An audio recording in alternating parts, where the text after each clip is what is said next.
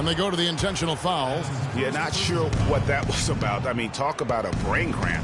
Yeah, yeah, completely a brain fade. I don't know where that came from. Just lost sense of time and the situation. Now, here is Irving. And Draymond Green picks up the foul. That's his first foul. Cleveland with a very strong year last year. They were a very solid team on the road, as most LeBron-led teams are. Yeah, he's a special guy in terms of how he can elevate other players. Didn't start out hot on the road, but eventually got it together and ended up 22-19 away from home.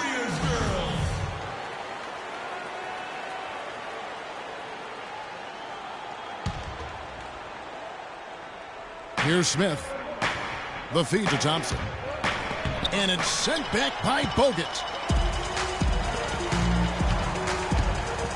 And just under 2.5 minutes elapsed here in the first. Irving kicks to Love. Once again off the mark by Cleveland. The Warriors leading. Inside. And the officials whistle a foul on the shot. The bucket's good. He'll go to the line.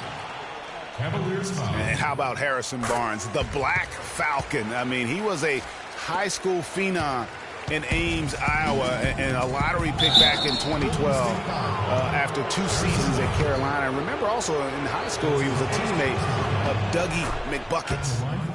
Harrison Barnes, of course, went to North Carolina, grew up as a huge fan of former Tar Heel Michael Jordan. Yeah, you know, interesting, his mother started taping Jordan's games on the VCR years before he was born. His given name, Harrison Bryson Jordan Barnes. How about that for a factoid? I didn't know that. Nor did I.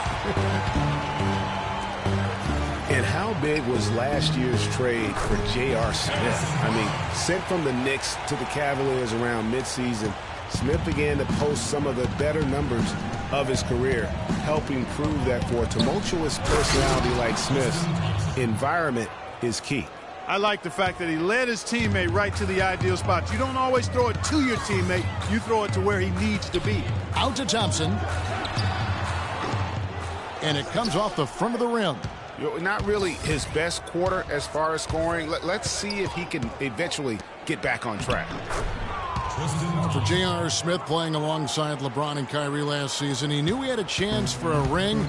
You know, Clark, he played like it most of the time. He sure did. I mean, instead of having to create offense, the offense was created for him, served up perfectly for him, and all he had to do was knock down open jumpers, and as a result, his shooting percentages rose after the trade. Now it's sent it down to Doris Burke, who was able to talk with head coach Tyronn Lue. One player that he's talked to his guys a lot about is Stephen Curry. He said Curry's one of the premier shooters in the game, and he's got that quick trigger. We really have to be tight to him, get physical, and try to get him on his heels as much as possible. Guys, Curry is an excellent free throw shooter. We'll see if they can do that without fouling him. And thank you for that, Doris. Thompson from long range. Good, and Curry gets the assist. Thompson's got 5. That's 2 bombs in a row from long range. Let's face it, the defense is a step slow. You've got to take away the airspace.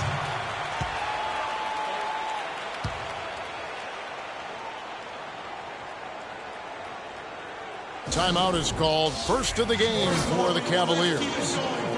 And guys, you talk about ascendant stars in the NBA, none brighter than Steph Curry, the leading vote getter for the All-Star game a season ago. But what I love, he doesn't let it go to his head. I mean, he remains grounded and focused on winning. Catching up on the changes for Golden State, Spates checked in for Bogut. Iguodala comes in for Barnes, and it's Livingston in for Steph Curry. A big group substitution here for Cleveland. Mozgov, he's checked in for Thompson. Fry comes in for Kevin Love. Ramon Shumpert is checked in for Smith, and it's Matthew Dellavedova in for Irving. What I like, though, about Stephen Curry also is his demeanor, Clark. He cheers on his teammates, keeps his head up through adversity. He does it all. Yeah, he's pretty much unflappable. He's level-headed, and he puts his teammates first. That's what makes him a championship-caliber superstar. They've been beating them to a lot of those loose balls and rebounds here to start.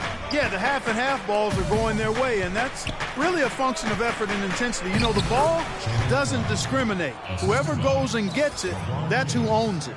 Some defensive breakdowns are starting to show up now. Their last 4 buckets allowed have come from very close range. Yeah, high percentage shots are what they are getting in terms of the attempts, and that's just not going to get it done. They've got to figure it out. Now here's James, and there's a foul. It's on Maurice.